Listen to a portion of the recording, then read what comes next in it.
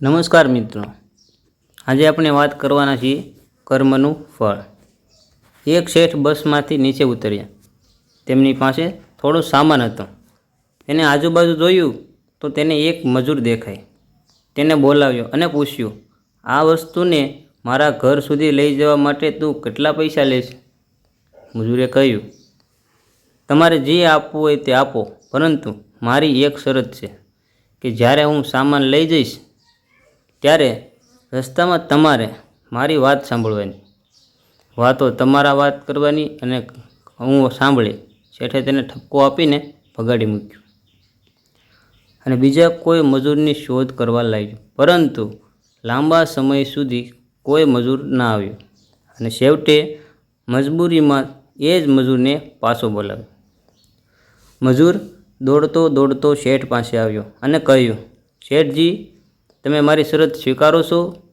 શેઠે સ્વાર્થથી હા પાડી। શેઠનું ઘર લગભગ 500 મીટરના અંતરે હતું। મજૂર સામાન ઉપાડી શેઠ સાથે નીકળી ગયો અને શેઠે કહ્યું, તમે મને કંઈ કહેશો કે હું તમને કંઈ કહું?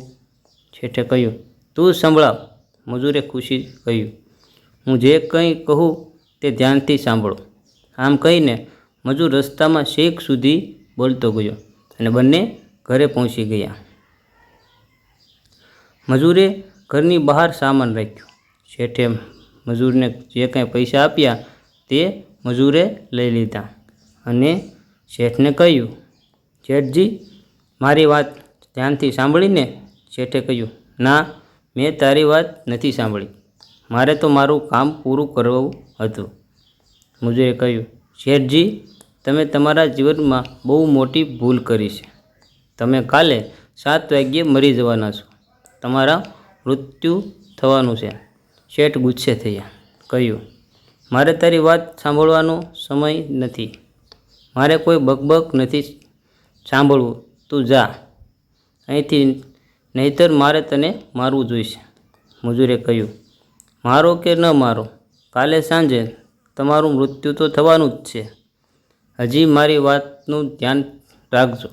આ સાંભળી શેઠ થોડા ગંભીર બની ગયા અને કહ્યું કે બધાએ મરવાનું તો છે જ, જો કાલે સાંજે મારું મૃત્યુ હશે તો ચોક્કસ થશે, હું તેના માટે શું કરી શકું?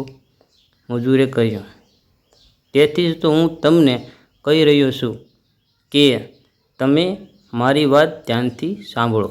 શેઠે કહ્યું, હા, ઠીક છે, હું તારી વાત ધ્યાનથી સાંભળીશ।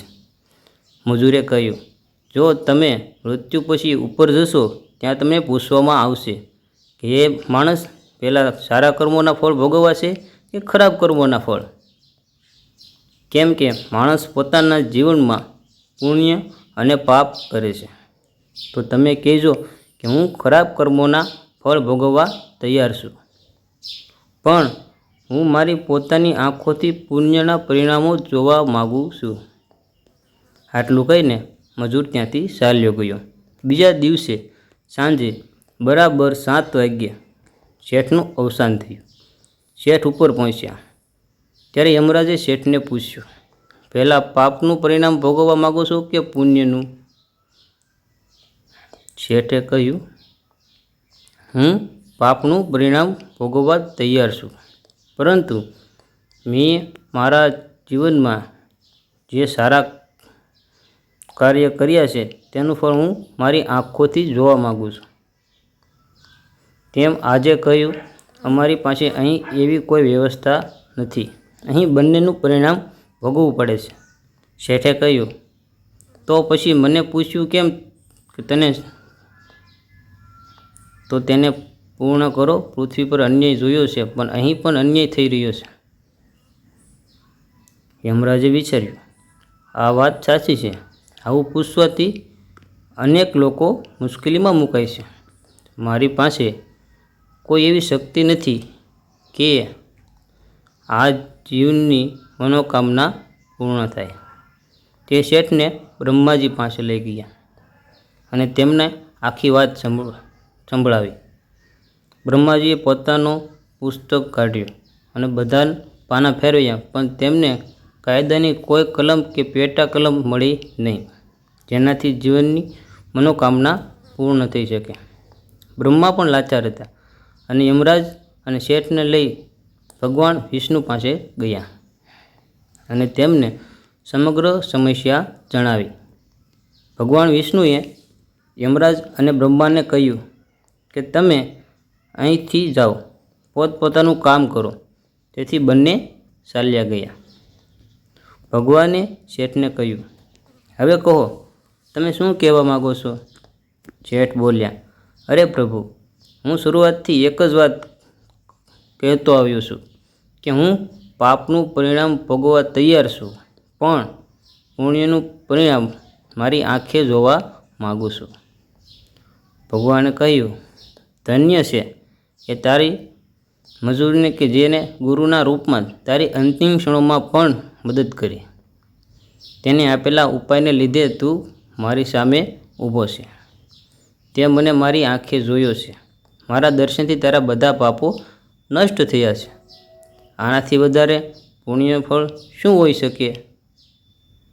મિત્રો, વાર્તાનો આ સાર છે કે આપણે કોઈ પણ સ્વરૂપમાં ગુરુ મળી શકે છે.